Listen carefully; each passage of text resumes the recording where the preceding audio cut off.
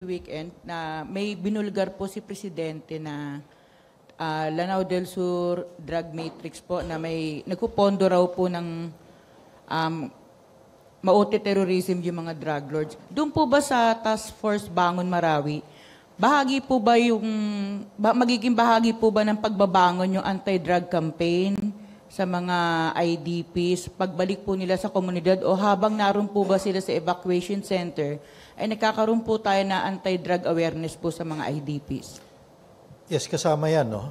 In fact, because ang tasking naman, ang mandato ng Task Force Bangon Marawi ay hindi lamang to rebuild the community or the buildings, but to rebuild the lives of the IDPs and their families. No? So this is really a rebuilding of communities. And therefore, kasama dyan yung human aspect. At kung kasama naman yan sa Human Recovery Needs Assessment, kung meron tayong assessment na kailangan nating patatagin ng ating anti-drug campaign doon sa area, gagawin natin yon. Meron ding Peace and Order Subcommittee ang Task Force Bangon Marawi na in charge din sa pagtitingin sa security situation at kasama yan syempre sa kailangan nating tignan. So kukuha tayo ng information on the ground kung ito ba'y laganap. Syempre iba yung financing aspect dahil yan hindi yan covered sa task force, no. But pagdating sa epekto ng illegal drugs sa area, yan rin ay tatalakayin ng task force dahil comprehensive naman ang rehabilitation and recovery na gagawin natin sa Marawi. Thank you. MPC question? Pia Gutierrez. Sir, tungkol dun sa pinopropose na residential building, saan po itatayo ito, sir, and how much kaya per unit? Well, itatayo ito within Marawi City, no? For that, although ito pa ay nasa broad stages pa lang, no? Hindi pa talaga to definite in terms of the specifications. Pero very affordable. Ang intindi natin, if I'm not mistaken, ang tinitingnan na amount is around 1,000 per month peso. Hindi ito magiging libre. As I understand it, hindi natin itong kayang ibigay na libre sa ating mga employees, particularly ng Marawi City. Pero titignan natin yung pinaka-affordable price. Ito ngayon, siyempre marami tayong options na tinitingnan, no? And it's still very early. Pero isasabay ito sa pagtatayo ng ating permanent shelters. Bakit, sir, nagtataka lang po kayo, why not instead of yung mga standalone na units, buildings na po ang pinag-uusapan natin dito, sir? Kasi depende yan. Kasi again, number one, hindi pa tayo nakakapasok talaga dun sa ground zero. Wala pa talagang comprehensive assessment doon. Dahil meron tayong methodology for the post-conflict needs assessment. Pag nakita natin na kayang patayuan ng mga standalone structures, this will adjust accordingly. At kung kaya ng patayuan ng permanent shelters na hindi buildings, or permanent structures na hindi building, siyempre ganun ang gagawin natin. Dahil ito yung initial na plan to fast-track the recovery of the area. No? Dahil kaya naman nating mag-adjust as we go along. Depende rin talaga ito sa post-conflict needs assessment. Thank you, sir. MPC? No question? Rose, you have a follow-up question? Okay, Lenesca? Good morning, sir. In relation din po sa Marawi conflict, there are previous reports that it is funded by ISIS, and then now the president says drug money funded it. So, which is which or both? I have no information on that, and that is beyond the information I have. Thank Okay, you, MPC, no more question about Bangon Marawi. Pia, you have question about Bangon Marawi? Other issue? Maricel Halili, TV5. Maybe I need to just begin with the statement. Okay, sir. All right. A few statements. Father Chito officiates Mass after being held captive. Father Teresito Suganob, or better known as Father Chito, officiated a Mass for the first time on September 24, 2017, after being held hostage by the Maute terrorist group for almost 4 months. It was held inside Camp Aguinaldo with about 40 military personnel and civilians attending. It was a great celebration of life for Father Chito, whose personal safety was placed in danger because of the gun battles happening in Marawi. According to him, the Mass is also a thanksgiving for the lives of those who were rescued. To date, a total of 1,730 people have been rescued by government forces. Father Chito is also praying that he'll be able to hear Mass again at the St. Mary's Cathedral in Marawi once the firefight is over and the area cleared. On the Vietnamese fisherman incident in Pangasinan, authorities are now conducting a fair and thorough investigation into the incident involving a Philippine Navy vessel and Vietnamese fishing boats, which were seen fishing 34 nautical miles of Cape Bolinao in Pangasinan, well within our exclusive economic zone. The incident led to the death of 2 Vietnamese nationals, and the DFA is closely coordinating with the officials of the Vietnamese embassy in Manila to update them on the developments and to facilitate their access to the 5 other Vietnamese fishermen taken into custody by the Philippine Navy. On the 2-day transport strike, the Land Transportation Franchising and Regulatory Board, LTFRB, has deployed vehicles offering free rides to affected commuters. More will be deployed based on need. On the UNHRC recommendations, the Philippines has committed to fully accept 103 out of 257 recommendations that we received during the 3rd Philippine Universal Periodic Review in Geneva. A careful review and inclusive consultation with inputs from various stakeholders, especially from representatives from the state's executive, legislative, and judicial departments, was done and in line with our independent foreign policy. What really matters is that the United Nations Human Rights Council has adopted the Philippine report recognizing the country's human rights record and commitments under the leadership of President Duterte. A clarification regarding the 2017 Global Impunity Index. We stand by the statement we made for the 2017 Global Impunity Index. However, we call on everyone to exercise prudence in attributing data results which did not happen or occur during the present administration.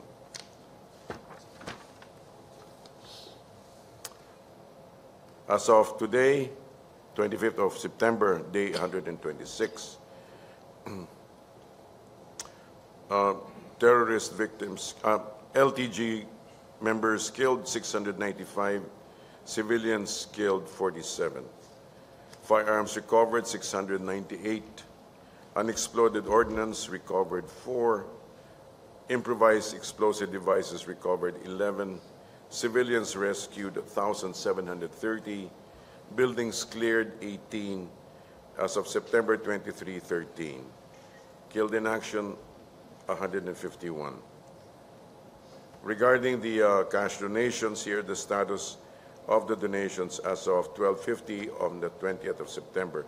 Marawi AFP casualty stands at 81,060,578 and 23 centavos. And the Marawi IDP is at 993,340.21. We're open to a few questions. Marisa Lalili, TV5. Sir, just a quick clarification on the SALN of the cabinet secretaries. Yes. Sir, how do we compromise the policy of the government? How do we? Compromise the Compromise? policy? Yeah, I mean, paano natin maggagawang parallel yung policy of the government?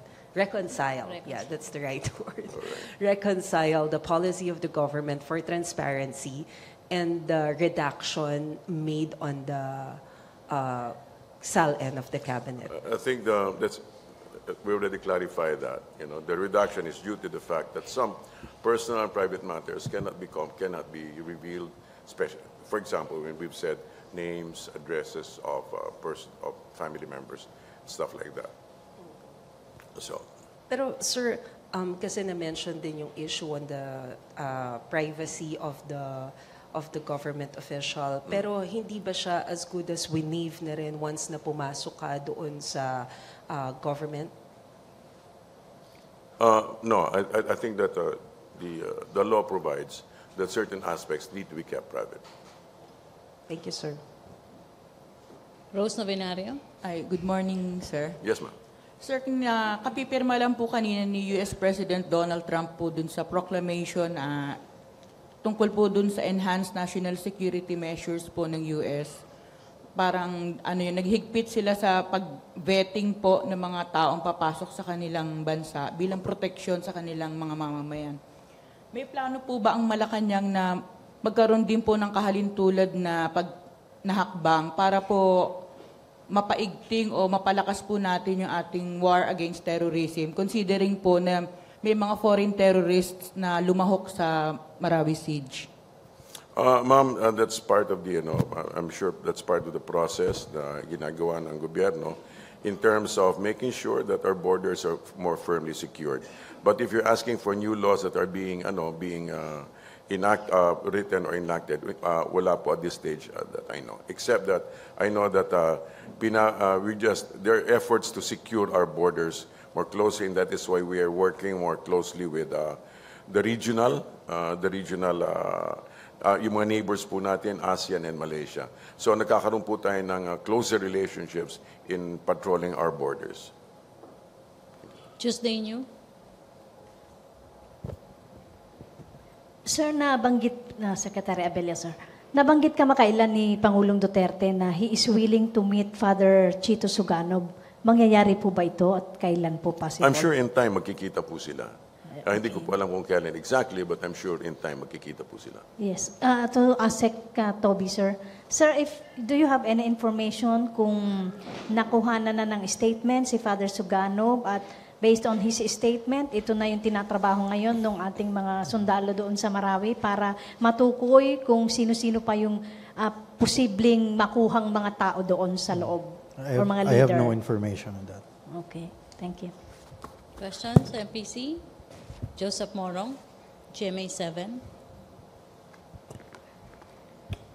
Sir, on the UNHCR, we rejected several recommendations as far that are related to EJK. One of those is Ghana's call to have Agnes Calamar come here and conduct an investigation. Why did we reject all those 44 recommendations? Well, this is all part of our prerogative to exercise independent foreign policy. There are certain items that we feel needs to be acted on, and in order to continue to maintain our constitutional stance of maintaining an independent foreign policy. Yeah, aside from maintaining an independent foreign policy, does the rejection mean we are denying that there is an occurrence of extrajudicial killings? There is no denial there. In fact, the UN has accepted what you've said. However, it's just that we maintain that there are certain parameters that need not be infringed upon. Sir, yung kay Calamar, sabi ni Presidente before, is daring naman her, no? Na last time, I think, sa Pampanga tayo, ang sabi niya, come over here and investigate for yourself and kaya kitang ipahiya. But we have this report that we are not welcoming her. Paano yan, sir? Well, I'm sure that the finer details of that matter can be answered by DFA, no?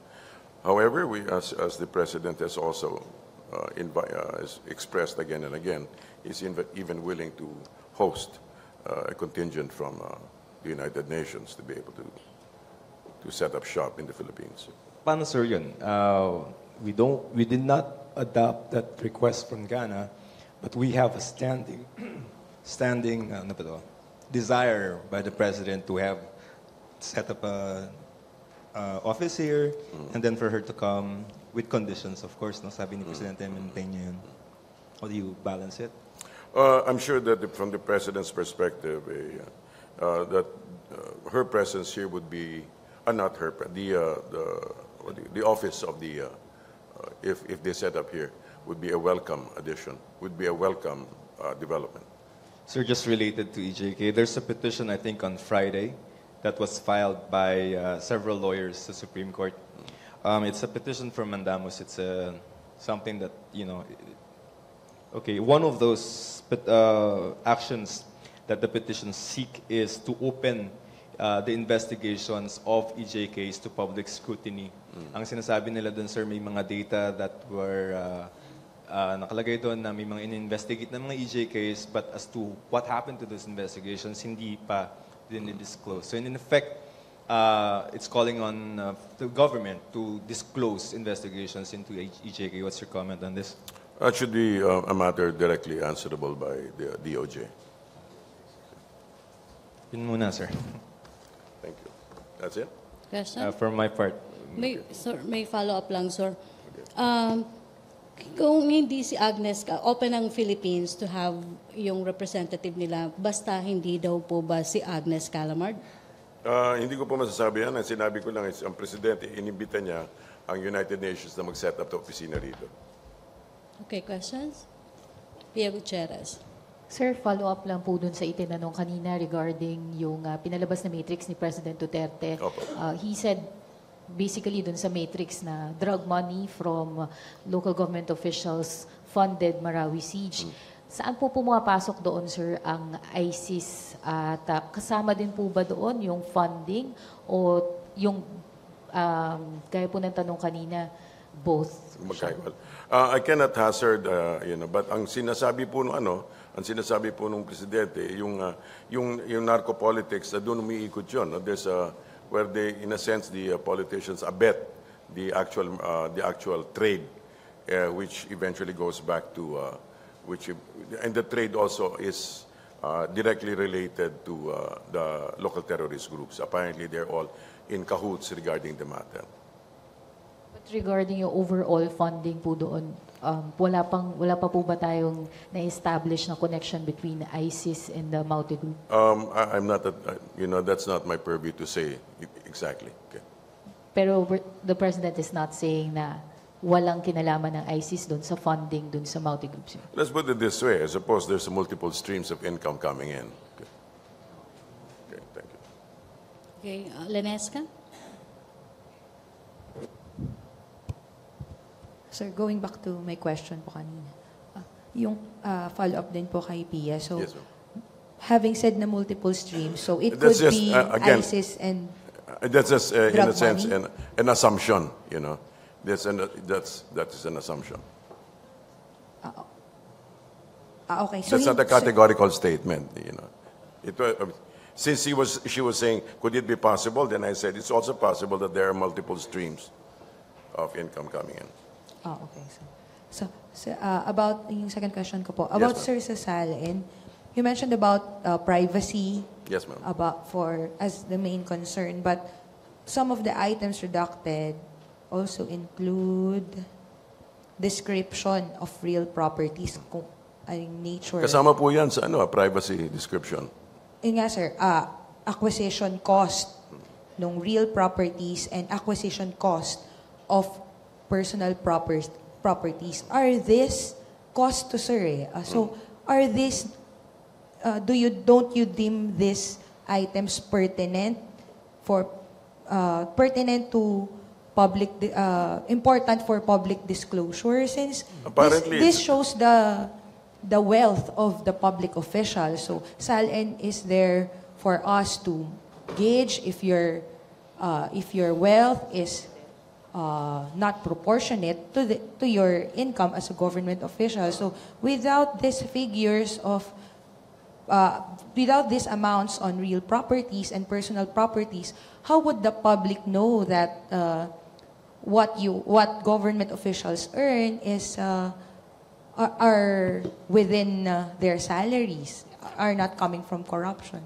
Ma'am, as far as the reduction is concerned, it assumes that it simply assumes that certain items are held private, and that the actual summarized amounts are given. So, and that is the wisdom of the law that surrounds it. So, sir, the summary amount would I think be that- sufficient. Yes, that is deemed sufficient by the law. Sir, considering what happened before with Chief Justice Corona, he was impeached over misdeclarations in his SALN, and the argument there is that he's the Chief Justice, so he should follow the law to the letter. So, why is that instead of being more open, it's like being more restrictive without the... Don't you think it's more restrictive now with the lack of these amounts? With the non-entry of the amounts of the wealth. So, what is so dangerous about disclosing the amount of the wealth? Again, I go back to the argument, to the reason given behind, that certain items need to be kept private. However, the full disclosure has been made regarding the summarized amounts. And so from there, if indeed there is an investigation that needs to be done, then it can be followed through. Okay, thank you. If these things are deemed suspect. Okay. However, so in other words, you can actually make, these disclosures are not meant to be the total disclosure of the thing. In other words, if investigations need to be done, it may be done. Okay, thank you. Abiru, Sunstar. Hi, sir. May we know the government's next move following the, President Duterte's release of drug matrix? Ano po yung plano nyo sa mga na-mention po dun sa drug matrix? Kakasuhan niyo po ba? I'm sure that the President has a plan in mind, and let us wait for the next developments regarding the matter. However, the President, we can all trust that the President will, not just the President, but the whole force of government will be exercised in order to make sure that his campaign promises regarding drugs and corruption and crime will be addressed. Okay, thank you. Follow-up matrix, Joseph Morong. Sir, help us understand, no? Before the Marawi crisis happened, sinabi ni Presidente in one of his speeches, dark clouds are looming, and he was referring to ISIS coming into the Philippines to set up a caliphate. Yes. Now he's saying it's the drug lords that are funding or that have funded the Marawi siege. If, assuming the logic of the President, if the drug lords are indeed funding the Marawi crisis, nag-uusap yung mga drug lords and the terrorists, international terrorists? Come again? Nag-uusap po yung mga drug lords dito sa Pilipinas and the international terrorist who's helping the Maute group? What's the point of the question? Because if you're saying na now it's the drug money that has funded the Marawi siege, when the President said before, More specifically, I think it should be, we should say not just drug money, it's narco-politics. In other words, local politicians, even apparently down to the local level, are all participating in abetting the trade. And in abetting the drug trade, which is closely related to it. Apparently, it's a circuitous loop. There's government, drugs, terror groups. So it's in a sense they're all apparently part of this loop. So, sir, how is the drug lord helping the Maute terrorists? Parang, I'm trying to understand the logic of the President here, no? If he's saying it's a drug war now. Kung halimbawa, sir, that the drug money is funding the terrorist activities in Marawi, paano makaka-benefit yung mga drug lords by helping the terrorists? Okay, I cannot give you the specifics regarding that matter, but the assumption is that this is without excluding external funding, but part of the local funding to buy equipment, food, and stuff like that is provided by the sale of local drugs, by the local sale of drugs, and which can only be done if by being abetted by the local politicians. Rosa Venaria. Ay, good morning ulit, sir.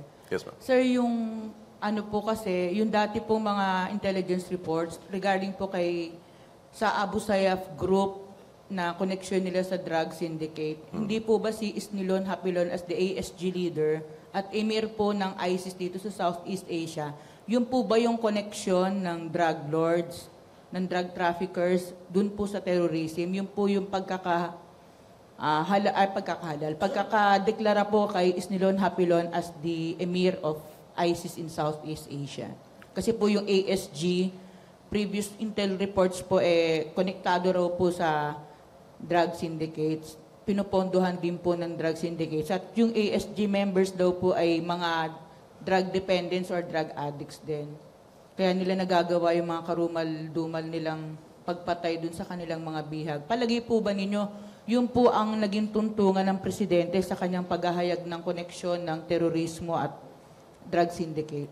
Ang pagkakaalam ko lang po is this, nung nilabas niya yung I think the key thing to understand is that the president, yung nilabas na listahan na yon is specifically connects local politics or local politicians to the whole drug trade. So yun po ang mahalaga. You don't need to go back all the way to the ASG and all that. Pero yun po kanyang listahan at this stage, ang sinasabi ko lang ang malinaw sa akin, ang malinaw po sa listahan na yon is that konektado ang local politicians. Kaya hindi ba lagi yung sinasabi narco-politics. Yun po ang idinidiin niya lagi. O yun nga po, yung ASG kasi si Isnilon Hapilon. Hindi po yung ASG, yung mga local na mga ibig ko pong sabihin kasi, di ba nag-join force daw po yung ASG at saka Maute, di ba yun yung sinasabi ng presidente ng ilang beses na. So kung yung ASG ay konektado sa drug syndicates, so hindi po ba malayong kaya sila nagkaroon ng koneksyon sa mga narco-politicians, yung Maute, dahil po dun sa connection nila sa ASG.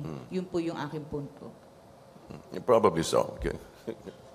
No, but the point is, medyo masalimot yung explanation niya. It's kind of circuitous. But the point is, the whole exercise in revealing that was simply to just say that to reveal that the names actually of certain actually local politicians at the local level na kasali sila dyan. Okay? Okay, last questions. Other issue? Lanesca. Ano na? Oo nga, tapos na yan. Last na po from my answer. Sir, the President said that his preferred successor would be his daughter po, Davao City Mayor Sara Duterte. All right. But he has previous statements that he is not after power. In fact, if Alan Cayetano won, he could have resigned already. But at this point, so how do we reconcile this, the lack of desire, that he's not after power and yet he is saying that the daughter can succeed? Okay, first and foremost, this was it was done in a one-on-one with one particular. It was not an official statement. Okay, that statement was made to one reporter. Pangalawa, I think you're making a breathtaking leap by assuming that he wants power when he says that his daughter is somebody that he trusts. I think the president is just being very, very pragmatic.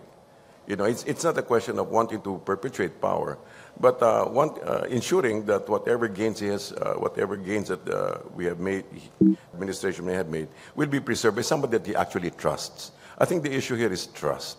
The issue here is that he trusts the capability of Sara. At this stage, that is his statement. Okay, yun ang statement niya. Na nakita niyo yung capacity, capability, puso, intention ni Sara Duterte. I think you have to consider her as an independent personality, not just his daughter. Para bang she is an effective person and mayor and politician who happens to be his daughter. So it's not a question of wanting to perpetuate power. So, you know, I think there's a huge difference between the two. Okay, thank you. Thank you, sir. Thank you. Thank you, Malacañang Press Corps. Thank you, Presidential Spokesperson Ernesto Abella. Thank you, Office of Civil Defense Assistant Secretary James Purisima. Back to our main studio sa Radyo Pilipinas and PTV.